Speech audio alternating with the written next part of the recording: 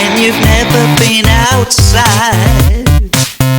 When you've never been outside. When you've never been outside. When you've never been outside. When you've never been outside. When you've never been outside. Select your rail destination station and the type of train ticket that you require.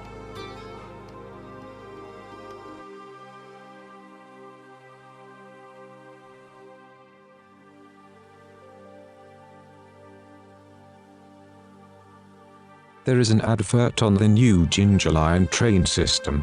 It says that when you drive you can't read, so instead take the train and the pages will fly by. I thought of this as I bought my train ticket to visit my eldest son. Like many young people in literal land, they are struggling with mental health issues. I'm sure it's well-intentioned, all this labeling things. Some people, in the last century, used to call this pathologizing. I mean, it's how we get things done, isn't it? You name something, then you can make a list and work your way through the list. So, on the list for the authorities is mental health issues. I imagine that ecological issues is close by on the list. Now I'm not sure if they put these lists together to help with the creation of a stratagem, or if it is simply a way of declaring that they are doing something, in case someone says they are not doing anything. Oh well, it's something to think about, but sometimes it's best not to think too much in literal land.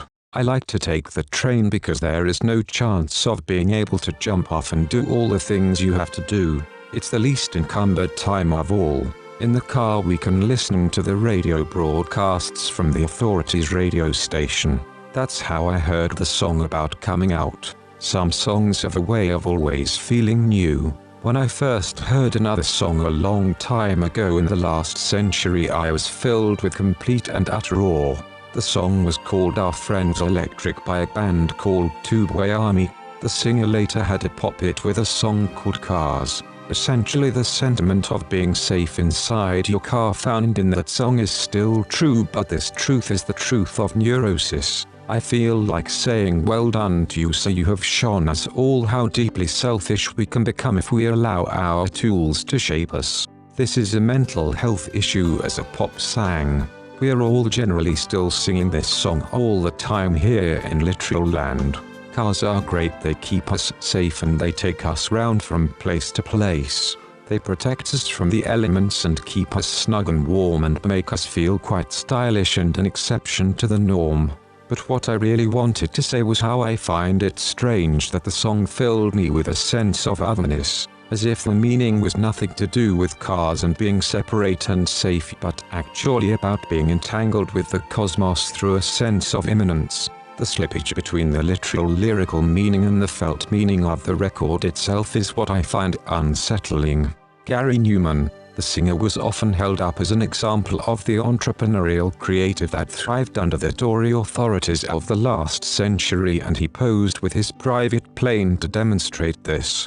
Gary Newman was really the closest we ever got to becoming the future we dreamt of in the last century.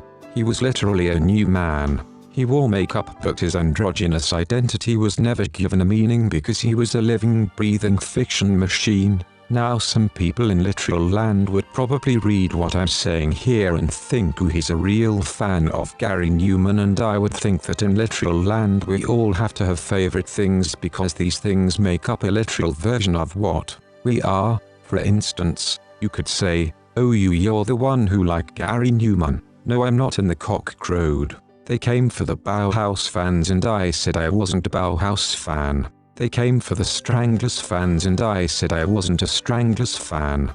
Then they came for me and there was no one left to be my fan. With friends like these, who needs electric enemies? And so today I have decided to take the train and I will visit our son. Often when I travel I think about my children and the world they are growing up in. Not in the way you might expect though, as in oh, we have destroyed the planet and they have to deal with it, but more in a what a literal land is. Literal land will be flooded soon if we don't do things to stop the global warming. Everywhere I go I see publicity advising me to purchase a shiny big utility vehicle. At the same time artistic people make crazy art things like gas chambers emulating pollution in far-off lands and give speeches to remind us how wicked we are. I wonder sometimes if they have been sent by the authorities so that we all get distracted from how the system promotes self-soothing through consumption is. If I was one of those artists I would tell me to shut up and trust in the system to change things like the legal system, which is at times completely unfair but ultimately delivers justice. The thing about that attitude though is that it's not very optimistic about the creative drive to activate all our capacities as organisms. Yes, you see I am an organism, and as you would imagine to be the case with organisms, I am quite happy to not understand what I am doing all the time. Sometimes I don't mind simply feeling what I am doing. Somehow, here in literal land we have come to equate not thinking with being brutish. It is brutish to not think about things conceptually because kind rational people solve problems through enlightened thinking. But sometimes I wonder if we have what the authorities call an epidemic of mental health issues because literal land has a religious faith in thinking, and so then people have had to learn a thing the authorities call mindfulness, which is a way of not thinking but still living inside a system of thinking. Inside the structure of thought is where this not thinking takes place. After spending the day with my eldest son I realized that parents like to buy things for their children. Is this an atavistic biological drive, I wondered. I can remember my parents buying things for me and feeling a sense of shame that they had wasted money on me. One of the things they bought me was a radio inside a model of a Formula 1 racing car. I used to like listening to it last thing at night, and the lightness of a sense of wonder this gave me was a distraction from the weightier sense of shame I felt that my parents had felt a need to buy this cheap piece of plastic gimmickry for me. The car was the one driven by Emerson Fittipaldi, who was a famous racing driver in the last century. His car was all black and made by Lotus. It was all black because it was a very fast combustion engine driven advert for a brand of cigarettes called John Player Specials, which came in a sleek black packet with gold writing. Racing cars haven't changed much since then, but back then we didn't really talk much about ecological issues, so it wasn't as strange that we all still loved the idea of fast cars and winning vast amounts of money for driving one the fastest. Well, the representatives of the authorities tell me that these cars actually help us to understand how to develop cars that are less harmful to the planet. I didn't want to buy my son a radio. I wanted to buy him some shoes. We were walking along in an old part of town and we passed a shoe store. This is like a shoe shop but somehow more theatrically designed to lure passing parents in off the street. There were no words formed in my head, but if there were, they might have said, "Oh, if I can get my son some sturdy stylish shoes he will feel secure and ultimately valued enough to walk with a stylish confidence." The shoes sold in the store are called Dr. Martens. The display was so shiny and alluring that I felt compelled to call after my son and ask if he would like a pair of new shoes. It wasn't so long ago that I thought that these shoes called Dr. Martens were a thing of the past and that they weren't what they used to be. But here they were now in the future, looking like they were the most up-to-the-minute thing on earth. This was a feeling that was amplified by the price tag that was probably double what I had expected, bearing in mind that it was only recently that I had thought they were a thing of the past. My son, to my surprise, did not automatically object to the idea of going into the store with me. His anachronistic father, perhaps because his mother, who was with us, is more used to acclimatizing to the grammar of modern-day selling establishments. While my son was trying on a pair of Dr. Martens boots, I went to see how he was getting on. In the small back room he was easing his foot into a slip-on Chelsea boot style size 10, and opposite him a young mother was breastfeeding her baby. I felt curiously as if I had disturbed the sanctuary of this inner chamber because I had no business being in there, despite the fact that in my mind buying my son some new boots was not so far removed from breastfeeding a baby. My son came out of the small back room and reported that he did like the boots, which now seem transported from the future where grey-haired parents who find breastfeeding in public even remotely unsettling are a thing of the past.